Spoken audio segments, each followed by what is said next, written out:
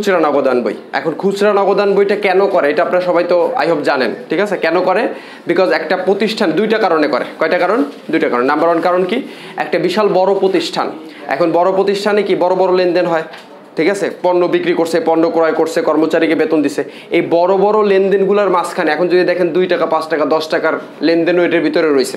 10 টাকার লেনদেন থাকতে পারেন একটা প্রতিষ্ঠানে, ঠিক আছে? তো এই ধরনের লেনদেনগুলো যদি থাকে তখন কি হবে, যে সব লেনদেনগুলো যখন একটা বইয়ে আপনি লিপিবদ্ধ করতে চাইবেন তখন দেখবেন যে কলেবর অনেক বৃদ্ধি হয়ে গেছে।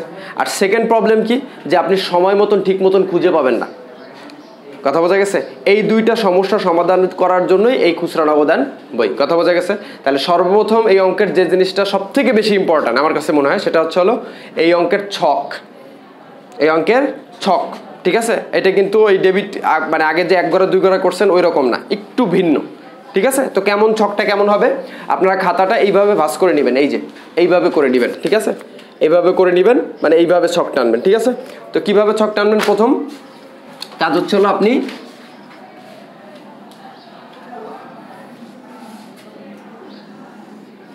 একটু মোটা করে একটা শিরোনামের ঘর টানলেন, ঠিক আছে? উপরে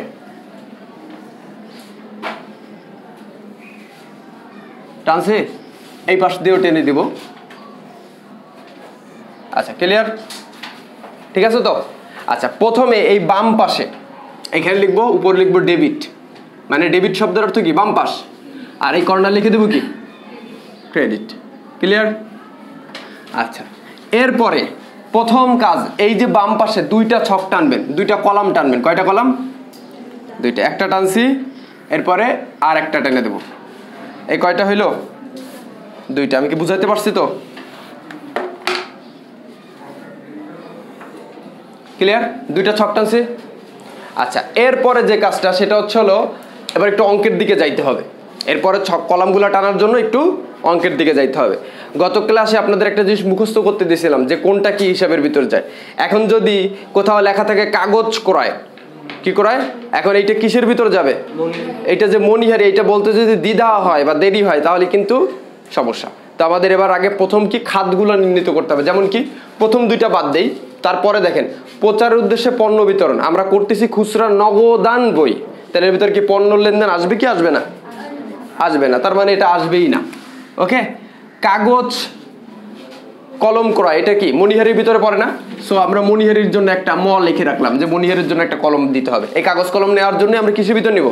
কাগজ কলম বলতে অ্যাকাউন্টিং কোনো হিসাব হয় না, মনিহারি, মনিহারি হিসাব। এরপরে কি বলছে, যেমন দেখেন রিক্সা ভাড়া প্রদান। এখন দেখেন এই ভাড়ার ক্ষেত্রে 2টা ব্যাপার আছে। কয়টা ব্যাপার? 2টা। একটা হলো বহন খরচ, একটা হলো যাতায়াত খরচ। কি খরচ? এইটা যাতায়াত খরচের ভিতরে যাবে। এখন কেন যাতায়াত খরচ, কেন বহন খরচ না? আপনারা সহজ ভাষায় মনে রাখবেন কিভাবে জানেন? যেটার মাধ্যমে মানুষ নিজে বহন করে যায়। যেমন রিক্সায় করে কি মানুষ নিজেকে নিয়ে যায়, এখন ট্রাকে করে কি মানুষ নিজে নিয়ে যায় না পণ্য নিয়ে যায়? পণ্য। যেটাই করে পণ্য নিয়ে যায় ওটা হলো বহন খরচ, মানে ওই যে পরিবহন, মনে আছে তো? যেটা পণ্য টানে, ভ্যানে কি পণ্য টানে, ঠিক আছে? আর যেটায় মানুষ যায় সেটাকে আমরা কি বলবো? যেমন প্রাইভেট কার, প্রাইভেট কারে কি পণ্য টানে, যে ছোট ছোট যে গাড়ি যেগুলো, ওগুলা, তাহলে ওইগুলো কি, ওইগুলো হলো বহন খরচ। কথা বুঝাইতে পারছি? বাস ভাড়া, এটা কি বহন খরচ, কারণ বাসে তো আর মাল টানে না, বাসে করে কি যায়, মানুষ যায়। কথা বোঝা গেছে? মূলত তো এটা মানুষের যাতায়াতের কাজেই ব্যবহার করা হয়। কথা বুঝতে পারতেছেন? আচ্ছা, তাহলে এরপরে বহন খরচ তো আমি বলিনি, আমি কি বহন খরচ বলছি? যাতায়াত বলছি। হ্যাঁ হ্যাঁ, না, বহন খরচের ভিতর কেন রিক্সা আছে? কারণ বড় মানে যা রিক্সায় করে কি পণ্য টানি আমরা, তাহলে আমরা যেহেতু রিক্সায় পণ্য টানি না সেহেতু আমরা এটাকে কি বলতে পারবো না, বহন খরচ বলতে পারবো না। রিক্সায় করে কি যায়, মানুষ যায়, সো এটাকে আমরা বলবো যাতায়াত খরচ। কথা বুঝাইতে পারছি? বসেন, বুঝেন কিন্তু? তাহলে এটা কি একটা পেলাম মনিহারি, আর একটা পেলাম কি যাতায়াত। কোনো প্রশ্ন থাকলে অবশ্যই করবেন। এরপর কি বলছে, ধারে অফিস সরঞ্জাম করে। এখন ধারের লেনদেন কি এখানে অন্তর্ভুক্ত হবে? কারণ নামই হলো খুচরা নগদান বই, মানে নগদের লেনদেন, এটা অন্তর্ভুক্ত হবে না। এরপর বলছে ইন্টারনেট বাবদ ব্যয়, এটা যাবে কিসের ভিতরে? ডাক ও তার। আবার কেউ ডাক্তার বলেন না, ডাক ও তার। ডাক ও তার কেন? কারণ যোগাযোগ সংক্রান্ত, কমিউনিকেট করার জন্য। যদি চিঠি, যদিও এখন চিঠি নাই, হ্যাঁ, ওই যে কবুতরের পায়ে করে আপনি কি চিঠি পাঠাইছেন, দেখলো কবুতর আর ফিরে আসছে না, কারণ কি কবুতর জবাই দিয়ে খাই ফেলছে। কথা বোঝা গেছে? এখন আর সেই ওই যে আপনি চিঠি পাঠান, এখনো অফিসিয়াল সব কাজ চিঠির মাধ্যমে হয়, চিঠি পাঠান, আপনি ডাক টিকিট ক্রয় করেন, কথা বোঝা গেল? ইন্টারনেট মেগাবাইট কিনি না আমরা, মেগাবাইট কিনি, কিংবা ফোনে টেলিফোন বিল দিচ্ছেন, অফিসিয়াল টেলিফোন ব্যবহার করেন, তাহলে এই টেলিফোন বিলের এটা কিসের ভিতর যাবে? এটা আপনি একটা ইমেইল করছেন, ফ্যাক্স করছেন, এগুলো সব কিসের ভিতরে যাবে? ডাকতার। কারণ কি? কারণ এগুলো আপনি এগুলোর মাধ্যমে আপনি কি করেন? কমিউনিকেট করেন, যোগাযোগ করেন। কথা বুঝাইতে পারছি? তাহলে যেটা দ্বারা কমিউনিকেট বা যোগাযোগ করবো সেটি কি? ডাকতার। তাহলে এর একটা পাইলাম, ডা পাইলাম, ঠিক আছে? লিখছি দে মজা ডা, তাই তো? আচ্ছা, এরপরে কি আসছে? বাস ভাড়া পরিশোধ তো আমরা বলছি। আচ্ছা, বাস ভাড়া পরিশোধ, তাহলে বাস ভাড়া কিসের ভিতরে যাবে? তাহলে আর কি নতুন কেউ দরকার আছে? এই ইন্টার ভিতরে নিতে পারবে। এরপর কি আছে? পুরাতন খবরের কাগজ বিক্রি। আচ্ছা, পুরাতন খবরের কাগজ বিক্রি করলে টাকা যায় না আসে? আসে, তাহলে বিক্রি করতেছেন। তাহলে এখানে কি টাকা আসার হিসাব করতেছি না যাওয়ার হিসাব করতেছি? যাওয়ার হিসাব করতেছি, এখানে আসার হিসাব নাই, তাহলে এটা অন্তর্ভুক্ত হবে না। এরপর কি বলছে? ডাক খরচ প্রদান, তাহলে ডাক খরচ মানে কি? ডাকতার। এরপর পাইলাম কি? মনিহারি দ্রব্যাদি। মনিহারি দ্রব্যাদি কিসের ভিতরে যাবে? এই যে মর ভিতর যাবে, মনিহারির ভিতরে। এরপর কি বলছে? পুরাতন আসবাবপত্র বিক্রি, তো আসবেই না, কারণ টাকা আসতেছে। এরপর কি বলছে? পিয়নকে বকশিস। আর পিয়নকে বকশিস কিসের ভিতরে যায়? এটা বিবিধ খরচের ভিতরে যায়। কি খরচের ভিতরে যায়? বিবিধ খরচের ভিতরে যায়। তাহলে আমরা এখানে কি লিখবো? বিবিধ খরচ। ক্লিয়ার? তাহলে 4টা পাইলাম। কয়টা পাইলাম? এইটা কিন্তু এই হিসাবগুলো খুঁজে বের করা কিন্তু খুব ইম্পর্টেন্ট একটা কাজ। ক্লিয়ার? এরপরে আপনি যেহেতু 4টা, তাহলে কলাম হবে কয়টা? 4টা। তাহলে আপনি এইভাবে 4টা মনে করবেন, 1 2 3 4। আমি কি বুঝাইতে পারলাম? এরপর আপনার কাজ হচ্ছে এই যে 4 নাম্বার যেটা, এটাকে ক্লোজ করবেন। করছেন? এরপরে এখানে লিখবেন 2টা কলাম টানবেন। কয়টা কলাম? 2টা। একটা একটু বড় করে, একটা একটু ছোট করে। ক্লিয়ার? আচ্ছা, তাহলে আমি একটু প্রথম থেকে লিখে আসি। এখানে লিখবেন হচ্ছে প্রাপ্ত টাকা। কি টাকা? প্রাপ্ত টাকা। এখানে কেন প্রাপ্ত টাকা লিখছি এটা আমি এখনই বলে দিচ্ছি। এই যে 2টা লেনদেন বাদ রাখতে বলছিলাম না, এইটার কাজই হলো এখানে। এরপর এখানে লিখবেন তারিখ। এরপর কি লিখবেন? তারিখ। এরপর এখানে লিখবেন বিবরণ। ওকে? এখানে লিখবেন ভাউচার নং। কি নং? ভাউচার নং। এরপর এখানে লিখবেন মোট খরচ টাকা। ক্লিয়ার? বুঝাতে পারলাম? এরপরে এই যে 4টা টেনে রাখছিলেন না 4টা কলাম আঁকানোর জন্য, এইটা মাঝখান দিয়ে ভাগ করবেন। মাঝখান দিয়ে কি করবেন? ভাগ করবেন। ক্লিয়ার? ভাগ করার পর ওই 4টা কলাম টেনে দিবেন। কয়টা কলাম? 4টা। 1 2 3 4। ক্লিয়ার? বুঝাইতে পারলাম? এই যে টাইটেলটা কি দিবেন? এখানে লিখবেন খুচরা খরচ বিশ্লেষণ। খুচরা খরচ বিশ্লেষণ। সবাই বুঝতে পারছেন? বোঝা যাচ্ছে তো? এরপরে নেক্সট কি? এবার এই হিসাবগুলো বসাইতে হবে। প্রথমে কি লিখছি? মনিহারি না? একটু উল্টাপাল্টা করে লিখবেন। প্রথমে আমরা লিখলাম যাতায়াত। কি লিখলাম? যাতায়াত টাকা। ক্লিয়ার? এরপর লিখলাম মনে করেন মনিহারি। মনিহারি টাকা। এরপরে কি আছে? একটু পাজল করে লিখলাম যাতায়াত মনিহারি। এরপর কি? ডাকো তার আছে না? এরপর ডাকো তার টাকা। এরপর বিবিধ খরচটা সবার লাস্টে রাখার চেষ্টা করবো। ঠিক আছে? বিবিধ খরচ টাকা। এই পর্যন্ত কি কারো কোনো প্রশ্ন আছে? প্রশ্ন থাকলে অবশ্যই করবেন। ঠিক আছে? এই পর্যন্ত বুঝতে পারছেন সবাই? আচ্ছা, একটু প্রতিষ্ঠানের নাম লিখবেন কি? Messrs Rupsa traders. তাহলে এখানে একটু লিখে দেন মেসার্স। এখানে মোট খরচ টাকা, মেসার্স রূপসা ট্রেডার্স। ওকে? এরপর আমরা কি করতেছি? খুচরা নগদান বই। খুচরা নগদান বই। ক্লিয়ার? আর কি পদ্ধতি? অগ্রদত্ত পদ্ধতি।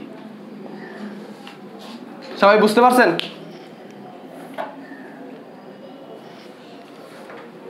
আচ্ছা, এবার একটু খেয়াল করি। ঠিক আছে? আপনারা পরে তোলেন, আমি পরে তোলার জন্য সময় দেব। তোলার আগে বোঝেন জিনিসটা।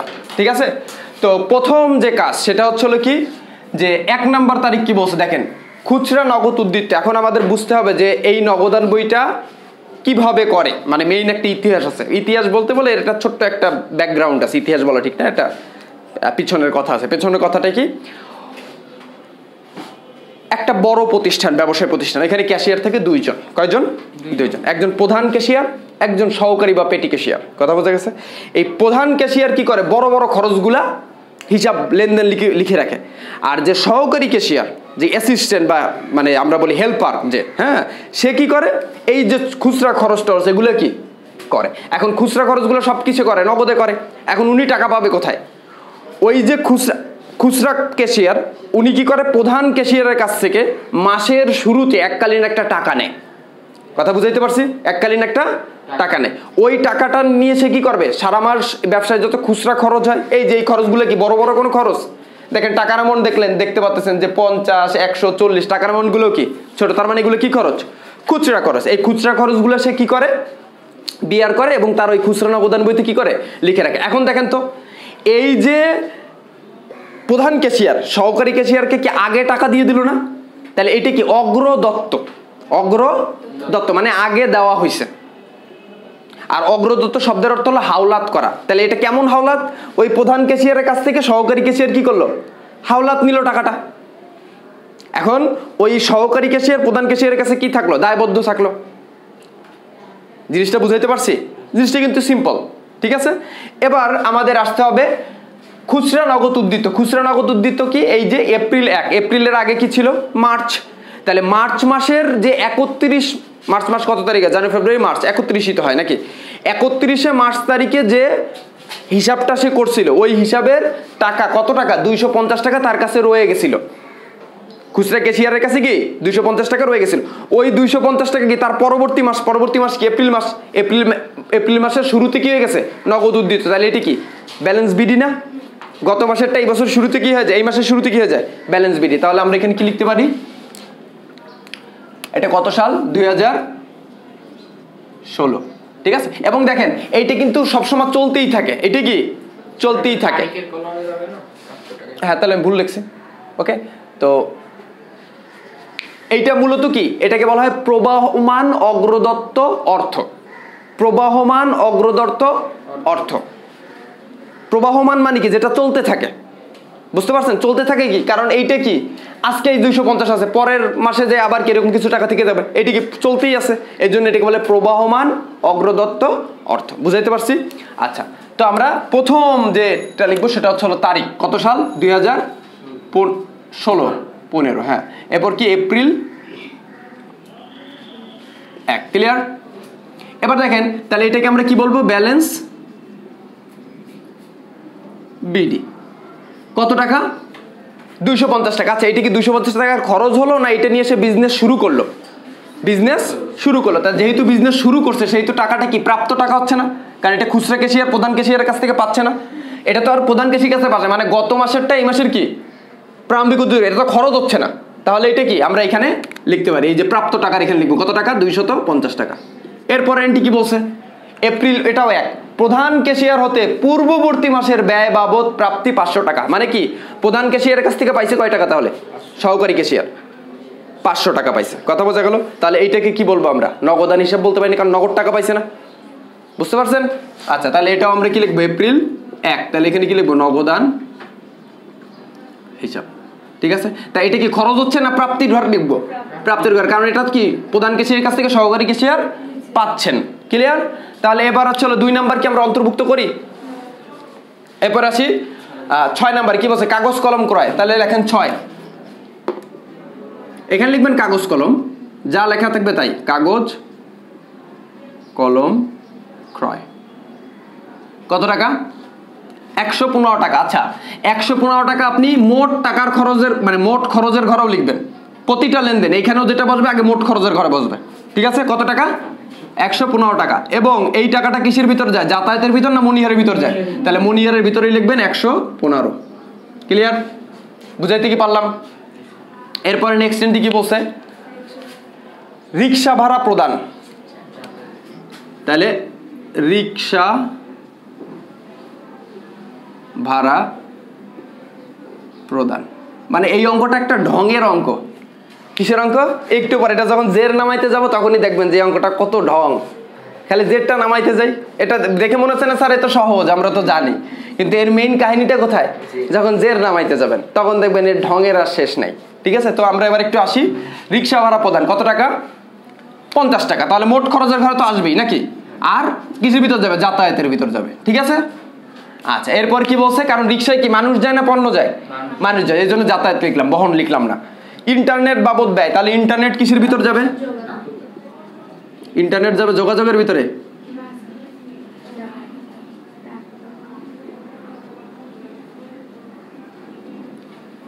কারণ ইন্টারনেটের মাধ্যমে আমরা কি করি? এই যে ফেসবুক বলেন, মেসেঞ্জার বলেন, এগুলোর মাধ্যমে আমরা কি করি? যোগাযোগ করি। ঠিক আছে, আর শুধু তো ফেসবুক মেসেঞ্জার, ইমেল করতে গেলেও তো আপনার কি লাগতেছে? ইন্টারনেট লাগতেছে। মোট খরচ 100 টাকা, আর যাতায়াত সরি মানে ডাকতারের ভিতর যাবে কত? 100 টাকা। ক্লিয়ার? এটা যোগাযোগ করি, এই জন্য আমরা ডাকতারের ভিতরে নিলাম। এবার হচ্ছে বাস ভাড়া। কি ভাড়া? বাস ভাড়া কত টাকা? 40 টাকা। একটু মুখে স্পষ্ট করে বলতে পারেন? সকালে কি না খেয়ে আসছেন? একটু স্পষ্ট করে, একটু গলা ছেড়ে বলবেন 40 টাকা। কত টাকা? 40 টাকা। তাহলে মোট খরচের ঘরে লিখলাম, আর কোন ঘরে লিখবো?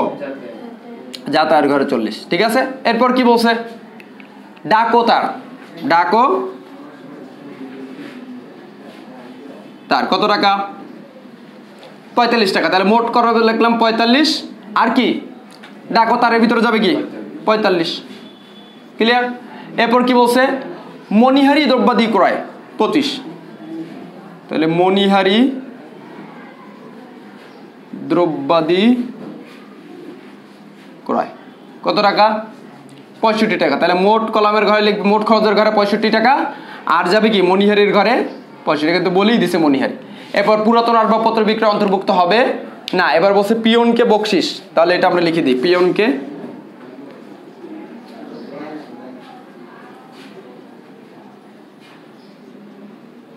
বকশিস কত টাকা? 50 টাকা। মোট ঘরে এখানে, আর বিবিধর ঘরে যাবে কি? এই যে চা বিস্কিট, এই যে মেহমানকে আপ্যায়ন করছেন, চা বিস্কিট খাওয়াইছেন, এগুলো সব কিছুর ভিতর যাবে? মণিহারের ভিতর। ভিক্ষুককে দান করছেন, কিসের ভিতর যাবে? মণিহারের ভিতরে যাবে। ক্লিয়ার? সবাই বুঝতে পারতেছেন তো? এই মণিহারের ভিতর না বিবিধ খরচের ভিতরে? কি ওকে? আচ্ছা, বোঝা যাচ্ছে তো? আচ্ছা, তাহলে এবার আমরা একটু জেরে আসি নাকি? জেরে আসা যায়? আচ্ছা, আমরা একটু জেরটা নিই। জেরটা কি? আচ্ছা, প্রথমে কাজ হচ্ছিল সবগুলো যোগ করে ফেলান। সব এইগুলো যোগ দেন, আগে এই কলম যোগ দেন, আর আমি এগুলো দিয়ে এসে দেখি। 50, এখানে কত? 145, এখানে কত হয়? 90, এখানে কত হয়?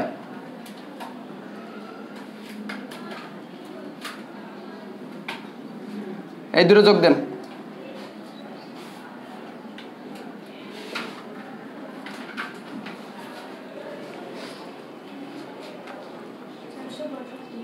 কত? এই দুটো যোগ দেন, 400, সবগুলো যোগ দেন।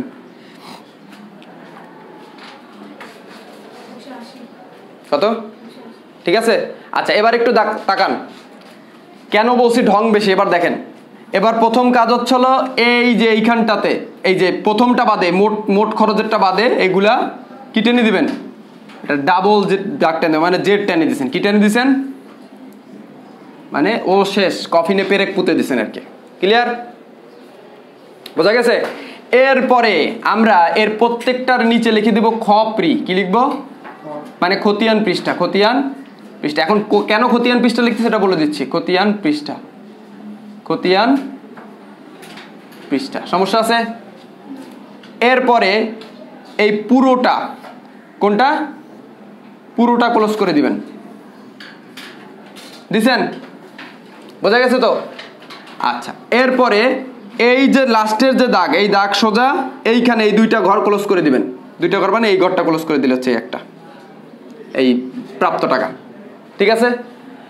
এখন দেখেন, এই প্রাপ্ত টাকা যোগ করলে হয় কত? 750 না? 500 আর 250 যোগ করলে হয় কত? 750। তাহলে এখানে লিখবেন কত? 750। বুঝাইতে পারছি? মোট প্রাপ্ত টাকা। এই বুঝেন, কিন্তু আমি কিন্তু পরে তুলতে নিষেধ করছি। কত টাকা? 700। এই 750 টাকা কোথায় বসাবো? কান ধরে এই পাশে বসাই দেবো, 750 টাকা। ক্লিয়ার? তাহলে মোট টাকা ছিল কত তার? 750 টাকা। এর মধ্যে খরচ হয়েছে কত? এই যে মোট খরচ না এটা 465, তাহলে এই 465 মানে 750 থেকে 465 বিয়োগ দিলে হাতে কয় টাকা আছে এটা বের হয়ে যায় না? তাহলে বিয়োগ দেন 750 থেকে 465, 285। এই 285 কি রয়ে গেছে না টাকা? তাহলে এই 200 বিয়োগ করেন ক্যালকুলেটর ছাড়া 285। আচ্ছা ঠিক আছে 285। এই 285-র নাম কি? ব্যালেন্স। আগে লিখছিলেন কি বিডি না, এবার লিখবেন ব্যালেন্স সিডি। এটা কোনটার নাম? 285 নাম, ঠিক আছে। এবং এইটা হবে রানিং মাসের শেষ তারিখ। তাহলে এপ্রিল কত তারিখে? জানুয়ারি, ফেব্রুয়ারি, মার্চ, এপ্রিল, 30-এ না? তাহলে আমরা কি লিখবো? এপ্রিল 30। কথা বুঝাইতে পারছি? এই আজকের এপ্রিল 30-এ যেটা ব্যালেন্স কি সিডি, সেইটাই এপ্রিলের পরে কি মেয়ের 1 তারিখে কি হয়ে যাবে? Balance BD. তাহলে এবার নিচে লেখেন, কোথায় লিখবো? আর আচ্ছা এই যে 750 না, 750 এটা জেড টেনে দিবেন। এটা কি টেনে দিবেন? মানে এর আর কোনো কাজ নেই। ক্লিয়ার? আচ্ছা এবার হচ্ছে এই যেটা ব্যালেন্স সিডি, এটা কি হয়ে যাবে? এখানে নিচে এসে ব্যালেন্স বিডি। ওকে, এবং এটা হবে হচ্ছে পরবর্তী মাসের কয় তারিখ? 1 তারিখ। তাহলে পরবর্তী মাস কি? মে 1। ক্লিয়ার? এবং এই টাকাটা কয় টাকা? 285 টাকা। এখন 285 টাকা কি এইখানে বসাবো না এই পাশে বসাবো? 285 টাকা এই পাশে বসাই দেবেন। কত টাকা? 200, একদম এই সোজা একদম 285। কথা বুঝাইতে পারছি? ওকে, এবং মাথায় রাখতে হবে এই খুচরা নগদান বই মূলত 3 প্রকারের হয়। এর ভিতর একটা প্রকার হচ্ছে অগ্রদত্ত পদ্ধতি, আর একটা হচ্ছে বহু ঘরা বা বহু কলাম বিশিষ্ট পদ্ধতি। যদি আপনার অঙ্কটা অগ্রদত্ত পদ্ধতিতে বলে, যেমন এই প্রশ্নে কি বলছে? অগ্রদত্ত পদ্ধতিতে খুচরা নগদান বই প্রস্তুত কর। অগ্রদত্ত মানে কি? ওই প্রধান ক্যাশিয়ারের কাছ থেকে আগে টাকা নেবে আর কি, তারপর খরচ করবে, অগ্রদত্ত। কথা বোঝা গেছে? এই অগ্রদত্ত পদ্ধতিতে যদি হয় তাহলে এই যেটা আপনার মোট খরচ ছিল, ঠিক আছে, এইটা নিচে লিখে দিতে হবে। কি বলছি? অগ্রদত্ত পদ্ধতিতে যদি হয় তাহলে মোট খরচ কয় টাকা? 465 টাকা না? ওইটা আপনি নিচে কি লিখে দেবেন? মে মাসের 1 তারিখে এখানে লিখবেন নগদান হিসাব নামে। কি হিসাব নামে? নগদান হিসাব নামে। কয় টাকা? 465 টাকা। ক্লিয়ার? এবার এই ভিতরের লেসগুলো মুছে এখানে একটা মেসেজ দিয়ে দিতে হবে। এখানে আমরা ক্ষতিহীন পৃষ্ঠা কেন লিখছিলাম, সেই কারণটা আমরা একটু লিখে দেবো। এখানে এই লেসগুলো মুছে দেবেন, এই ভিতরেগুলা খালি মুছে দিয়ে আমরা সুন্দর করে এখানে আগে এটা ক্লোজ করে দেই। ওকে, আমরা ভিতরে একটা সুন্দর করে মেসেজ দিয়ে দেব। যে কি মেসেজ দিয়ে দেব? এইরকম ভাবে লিখে দিয়ে দেব, প্রতি কলামের যোগফল সংশ্লিষ্ট খতিয়ানে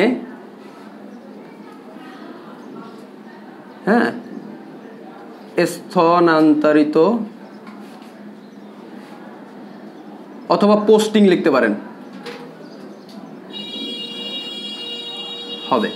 ঠিক আছে, অনেকে আবার লেখে প্রতি কলামের যোগফলের সংশ্লিষ্ট খতিয়ানের ডেবিট দিকে স্থানান্তরিত হবে, এটাও বলে, এটা বললে হবে।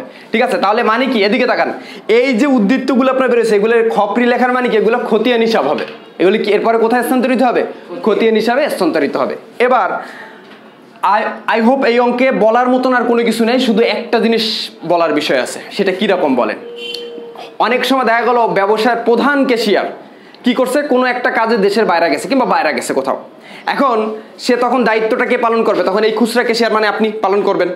এখন এই খুচরা ক্যাশিয়ার উনি কি করবে? তখন মাঝে মাঝে সে দেখা গেল একটু বড় সড়ো লেনদেনও খরচ করতে পারে। তাহলে তখন যে তার তো বড় খরচ করার কথা না, কিন্তু সে যখন বড় খরচ প্রদান করবে তখন কি এই পাশে আর একটা ছক বাড়াইতে হবে। কি বাড়াইতে হবে? পাশে একটা ছক। আমি এরকম আরেকটা অঙ্ক করাই দেবো আপনাদের, জান কথা দিচ্ছি। পাশে কি আরেকটা ছক বাড়াতে হবে, যেটার নাম থাকবে সাধারণ খতিয়ান। কি খতিয়ান? সাধারণ খতিয়ান। ওই সাধারণ খতিয়ান আপনি যত বড় বড় খরচগুলো করবেন ওই খরচগুলো এই মোট খরচের ঘরে আর ডাইরেক্ট সাধারণ খরচের ঘরে যাবে এবং নিতে হবে। এখন অনেকে আমাদের স্টুডেন্ট তো ভ্যারাইটিস, এন্ড কোন স্টুডেন্ট বলে কি স্যার আমি নেব না, কারণ আমি করতেছি খুচরা নগদান বই, এর ভিতর আমি বড় কোনো লেনদেন নেব না, তো নেব না, নৈবচন মানে নিবই না। ক্লিয়ার? তো সেক্ষেত্রে অবশ্যই সে কি করবে, নিচে একটা টিকা দিয়ে দিবে। নিচে কি দিয়ে দিবে? টিকা দিয়ে দেবে যে অমুক জিনিসটা একটা ঘড়ি ক্রয় করা হয়েছে, যেটা একটা কি কোথায় গেছে, যেটা সাধারণ খতিয়ানে স্থানান্তরিত হবে, মানে নিচে টিকা দিয়ে দেবে। যদি সে না লেখে নিচে কি দিয়ে দিবে, নিচে এখানে টিকা দিয়ে দেয়। আমরা অনেক কিছু টিকা দিয়ে দেই না, নিচে এরকম টিকা দিয়ে দেবে। ক্লিয়ার? আর সব থেকে ভালো হচ্ছিল নেওয়া, এবং নেওয়া উচিত, নেওয়া উচিত। কেন উচিত? তা না হইলে আপনি এই অঙ্কটার উদ্ধৃত্ত মিলাইতে পারবেন না। আর উদ্ধৃত্ত কেমনি মিলছে দেখেন, দেখেন এখানে দেখেন, মজার বিষয় কিন্তু এই অঙ্কটাতে আপনার পরীক্ষা হলে হয়েছে, আপনি বুঝবেন কেমনি। এই দুইটা যোগ দেন, দেখেন কত হয়, আবার এই দুইটা যোগ দেন, ক্যালকুলেটরে যোগ দেন, 285 আর 465, 750। তার মানে কি? তার মানে ঠিক এদিকে তাকান, এই যে এপ্রিল মাসে আপনি যে উদ্ধৃতটা নিয়ে ব্যবসা শুরু করছিলেন, সেই পরের মাসে মে মাসে আবার সেইটা নিয়েই আপনি কি করলেন, ব্যবসা শুরু করলেন। এর জন্য আমি প্রথমে বলছিলাম প্রবাহমান অগ্রদত্ত অর্থ, মানে কি এটা ওই একই টাকা বারবার কি চলতেই থাকবে। আপনারা সবাই বুঝতে পারছেন? আজকের নগদান বই, খুচরা নগদান বই কি দিয়ে দিলাম, ক্লোজ না, ক্লোজ কি দিয়ে দেয় নাকি কবর দিয়ে দেয়? খবর দিয়ে দেয়। আচ্ছা, থ্যাংক ইউ সো মাচ।